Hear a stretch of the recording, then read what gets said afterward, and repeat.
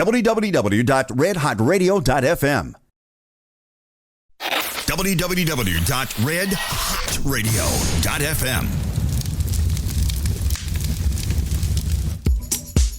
I'm Khari B, the founder and producer of Thee Debauchery Ball. So this is the 18th year of the ball, and I'm really proud of what it's become. I'm really proud that people found the comfort that I intended for it to have, and embraced it in the way that they do, because it's for them, and to see it manifest, to see it get this voice through the documentary, through the soundtrack, through the exhibitions when that comes, and those that have passed, through the couples that have come together in that space and got married or are still together. Like, it's just, it makes my heart happy that I'm the one who was able to just provide the space for it to happen. I'm not doing the stuff. I'm just saying, hey, this is my playground. Come play. And they come, and it's a ball. It's literally a ball. App version 2 is coming soon, and it'll be our digital space, really. It'll before we go meta or anything like that, it'll be the space for black kinks and vanillas and folks who don't want to deal with the cast and other isms on tradition. I shouldn't even say traditional, on popular social media. They'll have a place to come and be, and hopefully it will feel in the digital space like the ball feels in the personal space. KWELI, Kwele TV, we did a deal with them a long time ago. David hooked that up. So on this, specifically on this black platform. So I think he pulled, did you pull it? It's pulled for now. The original version. So now we're gonna tee up this director's cut and make that available again.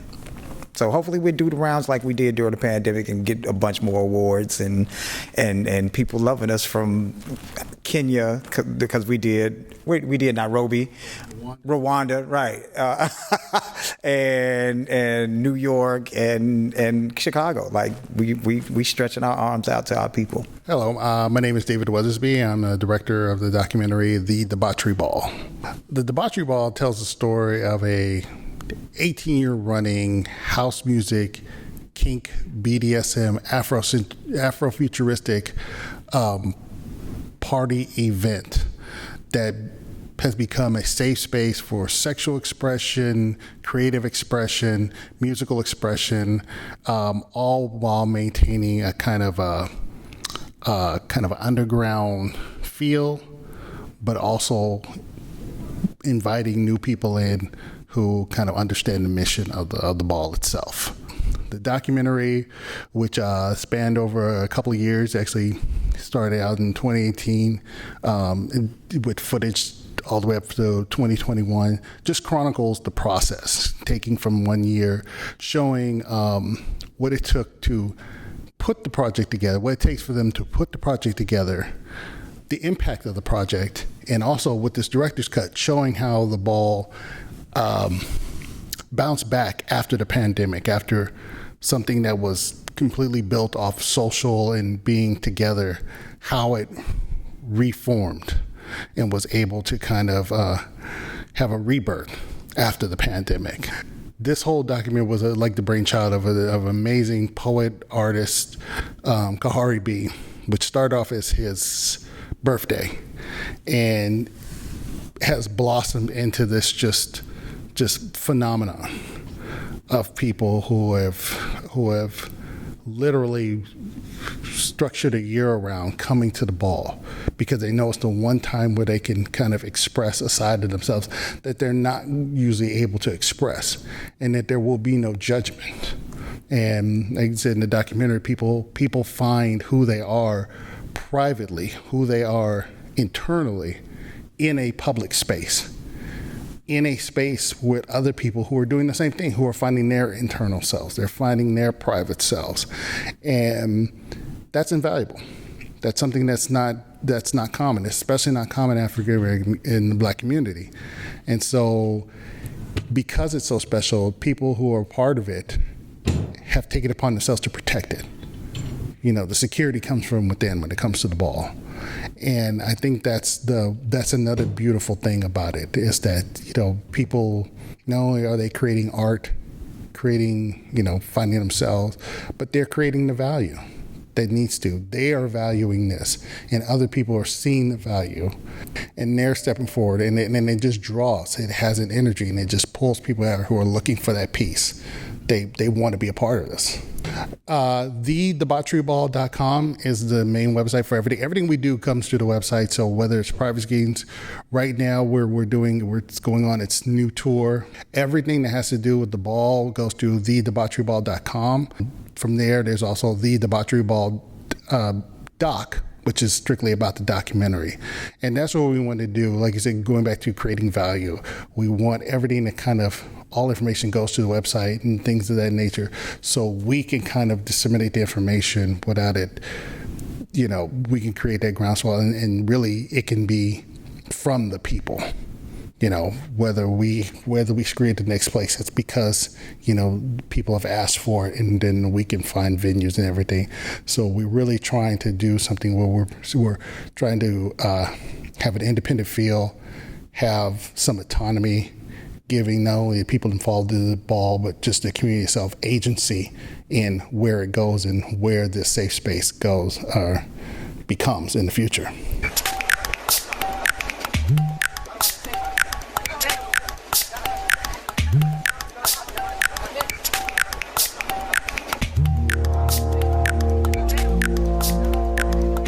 Once you've been, you always have been there before.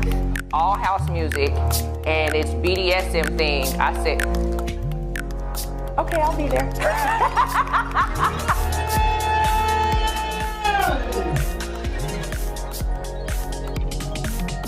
You come out in public, but it builds the confidence that you would have, that you would go back into your private space with. Going upstairs and being tied up with caution tape and then dancing my sweat out and life away on the dance floor, and then going home spent. Because that's what you're going to do when you go to a debauchery ball, you go home spent. It was that simple. I did not see the party that I wanted to go to, so I created that party. That's the best way I can say it.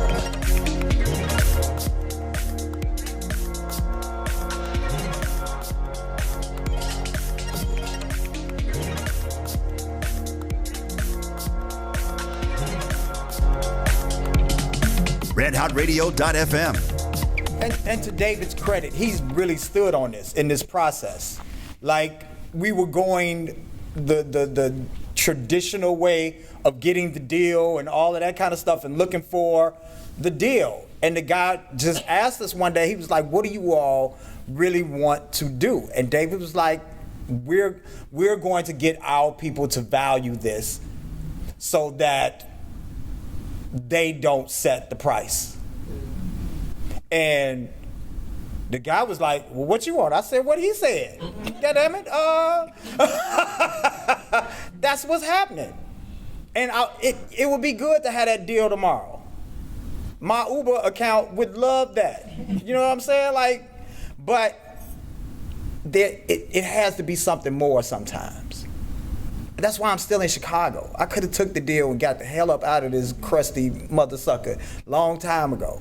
But it was just something about creating it in this space and creating the value myself rather than letting somebody do that. And that's where we that's another yet one of the other spaces where we connect. Let's put our own artists on the soundtrack. Why wouldn't we do that? Boom, it's done. So now it's on you all to say, we want to see this. Like, wait till you hear it in a theater with the sound system. It's crazy. So we gotta, we expect, we expect our people to say, we need to see this and watch it happen. So with that being said, what is the best avenue that we, the people, can take to help support, to drive that initiative and actually hit that objective? Besides just coming out and viewing it today, showing up at one of the amazing events, like what can we do to help that drive and that push? I think it's I think about fun, and we've seen this you've seen it in music, you see it in art. Is that we just haven't? We think we were having this conversation. I was talking to somebody the other day, and they were talking about just Chicago artists and just everything. And I always tell people, I said, some of the best music you will hear in the city is not on the radio. Some of the best parties, it's not going to be at a club that you go to every week that you know to. It's going to be at events. Chicago is a very underground place. So the way to do that is to, as you hear about the special screens, come out and support those. Not necessarily waiting for it to be at a Lowe's or something. When it's at like a Logan Center, when it's at a, I'm just throwing out, I'm not saying we're going to be there, but like a Southside or, any place like that, come out and support it when you see it, no matter where the venue is, and show people that this is what we do, because nothing drives, especially the powers that be, is feeling left out. Is a lot of times they will give my just to feel like I'm a part of it. So when you see these events that come across your feed and things like that, come support. Be open to the non-traditional way of seeing it. When somebody does, streaming, there's a lot of things called OTTs, like over the top streaming service, where you're basically creating your own kind of Netflix, Hulu platform. When that's up, support that. Go and view it on that just as much as you were Netflix. Things like C.O.R.E TV, Black Oak TV, things of that nature.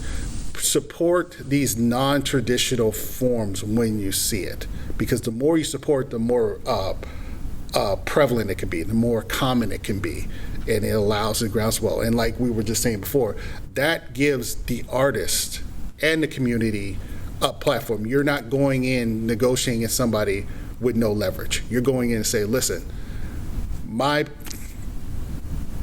got X amount of people who want to see this. What do you want? And at least at the very, it gives us some negotiations to deal with it, instead of just having to take what's given to us. So that's what I would recommend. I say talk about us like the shit you don't like. I was gonna say. Talk about us like y'all talk about Kanye. Yeah. You hate dude, but you talk about him every damn day. Talk about us like you talk about Herschel Walker. Hate that mug. Talk about him every day. Talk about them, use hashtags, use social media. I can say as a media person, that's what they watch for. What's trending? What are black people talking about? Everybody should leave this screening going on their social media pages talking about hashtag Debauchery Ball, hashtag 2022 or Debauchery Ball period. Tell a friend, and if you don't know, you can view this now on Quayle, right? Quayle TV, which is a black-owned streaming network as well. Go on that site, support it, and then talk about it again on social media using those hashtags. I'm telling you, companies, sponsors, businesses, and the press will pay attention. If you want larger media outlets, just know black media does it first. Right.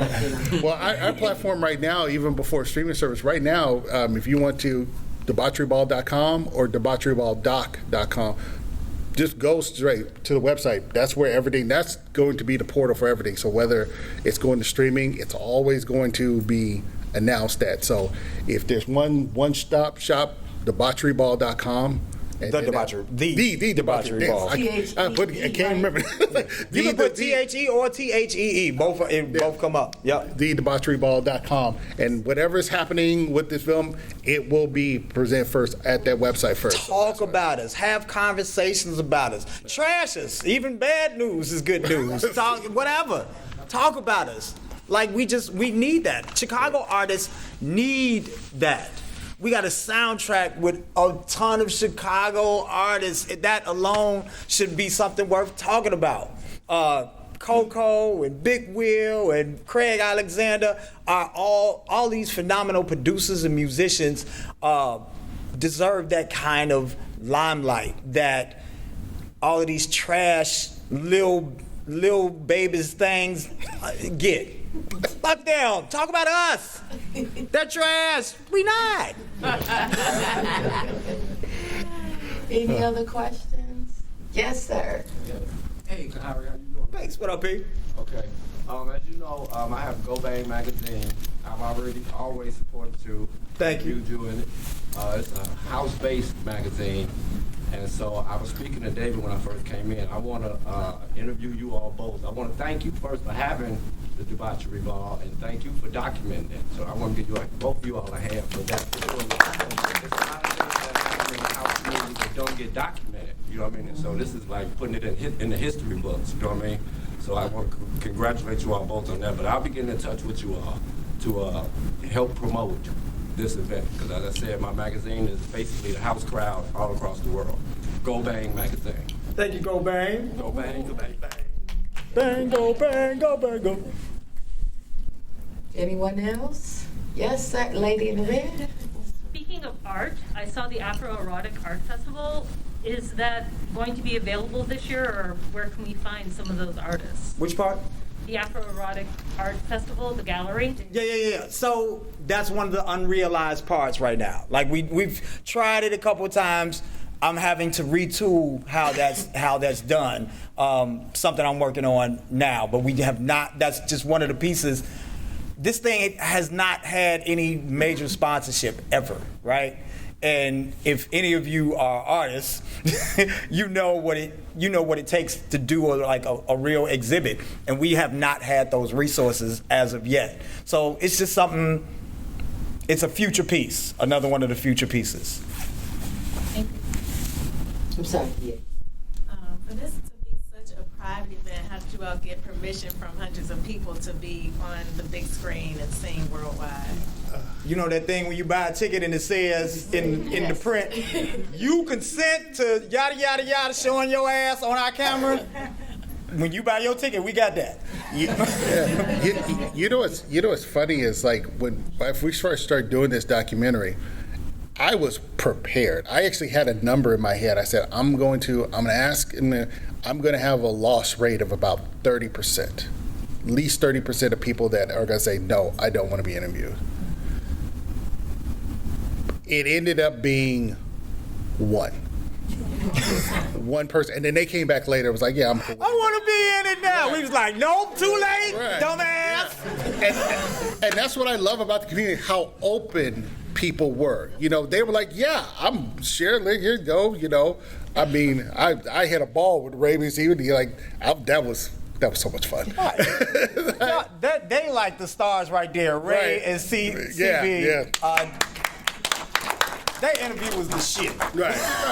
But yeah, it was just so heartwarming to see how open everybody was, and you could tell that they were, because of the safety and how the environment of debauchery made them safe. They felt comfortable talking to me, and so I to this day I'm just so thankful to everybody who was in front of the camera and allowed me to came out and let me talk to them, let me film them and everything. And I really do feel like that's a testament of what has been built, what Khari has built, that it's so comfortable that you feel comfortable expressing it later. So.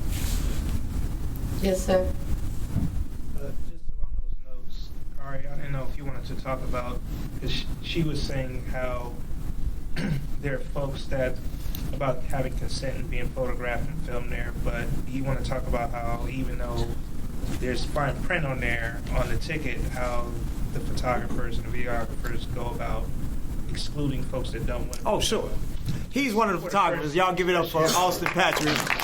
Like, the volume of pictures we have of that it's about seven of you all?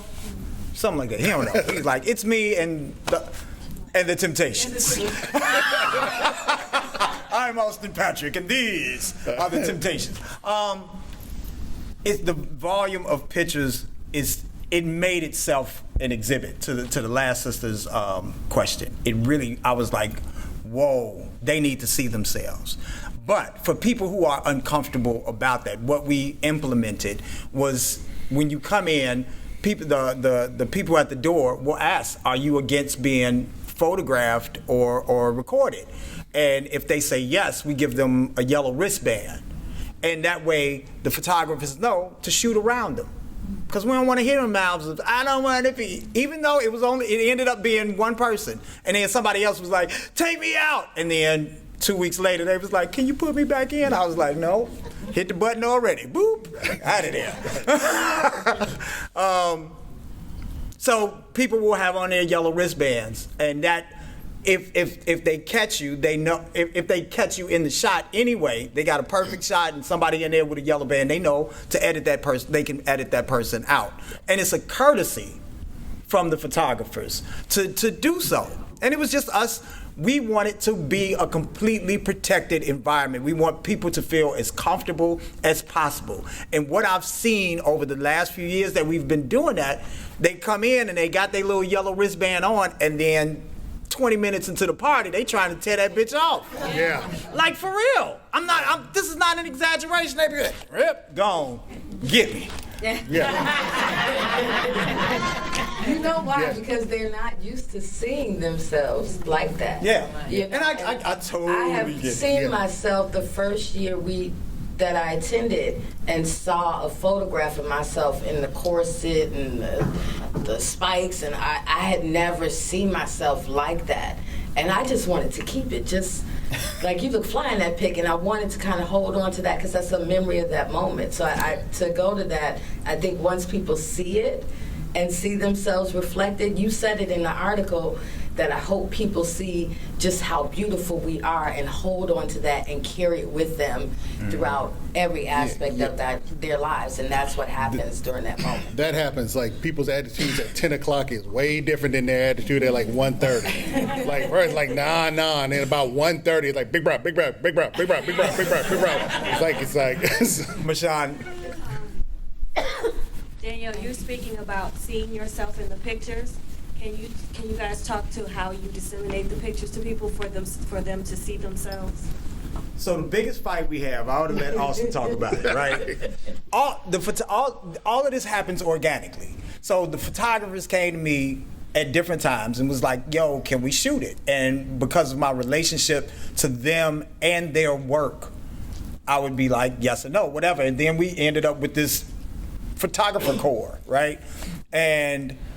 But the biggest fight is people on social media like, when are the pictures coming? When are the pictures coming? When are the pictures coming? When are the pictures coming? When are the pictures? Like, and these are like, hours after the event. Right, it'd be like 2 hours later, like we're still cleaning up. Yes. Like, Saturday morning. Chill the hell out. And the photographers, in the meantime, they taking 6 million pictures in the evening, and they're trying to edit and pick out what they like and what they feel comfortable sharing. They're artists. They're professional artists who have done this out of the graciousness of their hearts, and the process don't happen fast enough for people because we all used to having our own phone and done, you got your picture, and don't understand the catalog that's being built and what's going to happen when this exhibit goes up. And then we put them in, we started a private group only for people who've been there. If you've never been there, or if you just got a ticket and you're not in there, but there's a private group on Facebook where they'll disseminate the pictures to the people that's in there. And what happens in private groups is that you can't share the pictures. So it gives the people who've been shot, who've been captured, a little bit more security around how their image is disseminated. Because like the sister said in the film, she came outside and like, oops, society is real. You know, inside, yeah, I want to be naked. Outside, ooh, society, yeah, right? And you all have all of these jobs and things that you don't necessarily want to see your ass.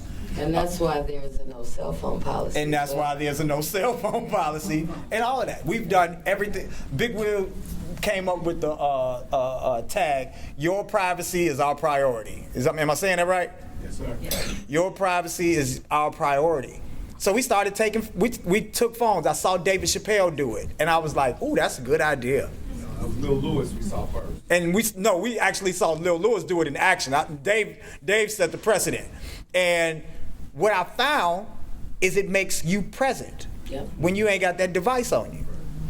And when it was another magic when people just got to be present instead of standing there recording each other and recording the DJ. I don't understand you people who record DJs. This is nothing against DJs, but I just don't. You in the damn way. Standing on the dance floor recording the DJ who doing this. This is it. This is it. I mean, I'm not disrespect to the DJs. You know what I'm saying? And now it's all these new DJs and they behind the tables, and they whoop. Sit your ass down and play these records. And Big Will hate him too. He can say, well, anyway, he can't stand all of that because he know they ain't doing nothing for real. But we pull those phones, one, to protect people's privacy, and two, to make you be present in the moment. You can't take all 6 million pictures of this happening. Look, I'm so cool, I'm in this space. Nah, you gotta be, it makes you look people in the face that you may have never done before in your life. Because these cell phones been around a long time. And it's something beautiful about that. There's no going live either. That's how you have to come see it on screen to find out what it is. Otherwise, you just don't know. You only know if you've been there. Y'all, my musical director and composer for Ocean's Waters and in the soundtrack, Coco Ulysses, creeping on up out of here. Like a creep. I think, okay, we got to wrap it up, but I want the part. Can we do one more? Or can we do one more? Yeah, because she was waving like she knew the answer. She had the answer. I love the app, but why is it that people don't use the profiles and, Because y'all scary. No, because some of us, like myself, are single. We come to the ball and have a great time and meet people and all the rest of it. And that app and the profiles is a really great way to facilitate it. But I can count on one hand the amount of people who have ever been on it. I'll take partial responsibility, right? Again, I built this app getting new knowledge on how to build an app. And we put a social media component in there, but it's a little raggedy. It's a little raggedy. Version 2, which will be available soon, it's available actually in the App Store now. Don't go get it. Please don't go get it. There's nothing wrong with it, but I ain't trying to fight with a bunch of Android users, right? And we got to migrate all of that data over, and I don't want to migrate it, then we lose half of it because most of those people are Android users.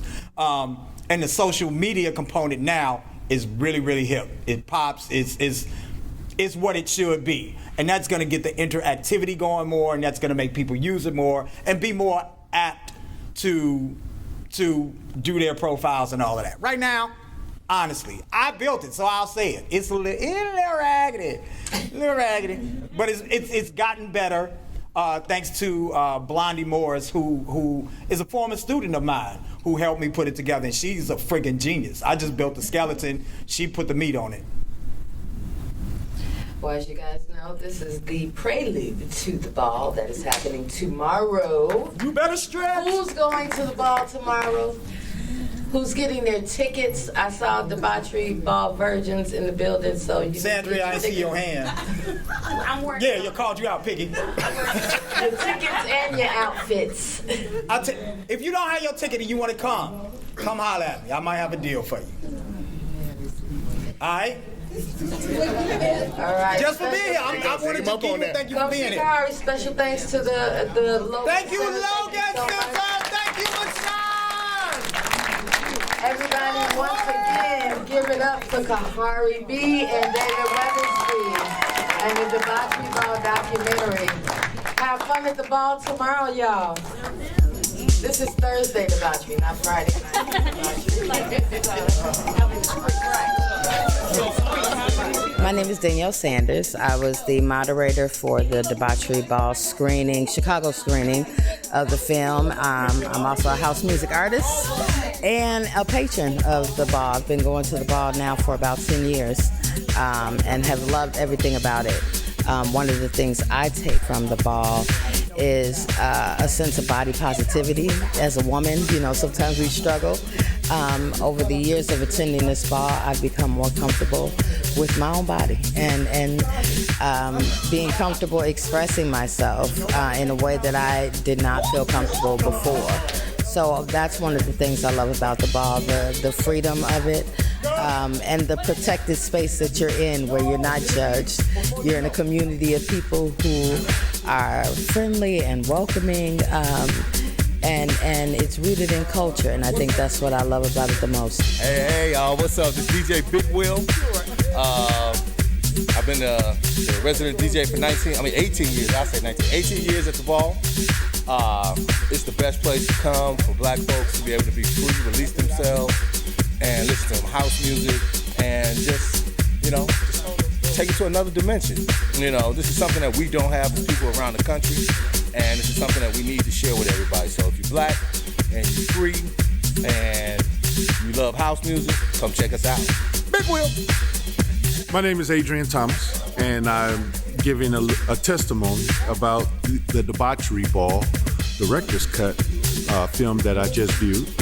And the word that comes to mind is very informative. It was nice to see a different side of black magic, black excellence. It was refreshing to be exposed. It was informative and be exposed to our culture through a different lens, and I appreciate that. Hi, I'm Suzanne Henderson. I saw the screening of the Debauchery Ball director's cut, and it was an amazing experience. It was awesome to see how melanated people express themselves freely, to be able to explore eroticism and sexuality under the umbrella of house music, which has a binding effect, especially among Chicago black folks of a certain age. It was just a wonderful thing to see. I'm a Debauchery Ball virgin. I have not been to a ball, but this might inspire me to do so, just to check it out. Thank you. How y'all doing? I'm Colin DeHughes, and I just finished watching Thee Debauchery Ball. It was a wonderful film. Oh my gosh, the energy was great. And it was just good seeing a bunch of black folks in one spot having a great time. If you get a chance, you need to check out the film, and hopefully we'll see you there. Hi, my name is Dejana. I just had the privilege of tuning into the director's cut of Thee Debauchery Ball, and oh my God, it was transcendent.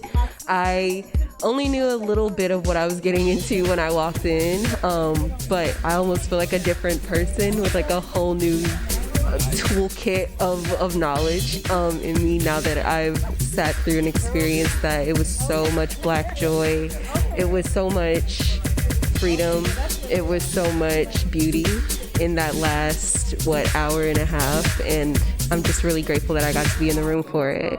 Yeah. Hi, my name is Michonne Hardy, and I am a long-time debauchery baller. I haven't been in a while, but I don't remember when I started going. One thing I would like to note about the experience that is the debauchery ball is that it's a quintessential blackness.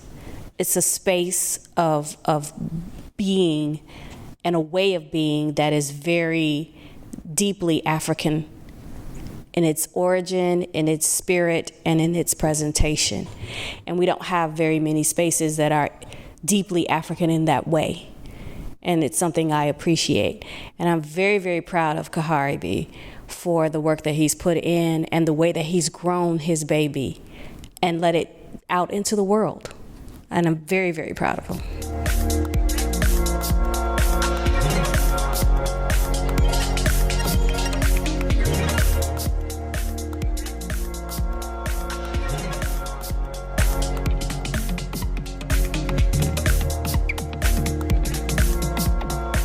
Feeling hot and spicy? RedHotRadio.fm. Streaming online 24/7. www.redhotradio.fm.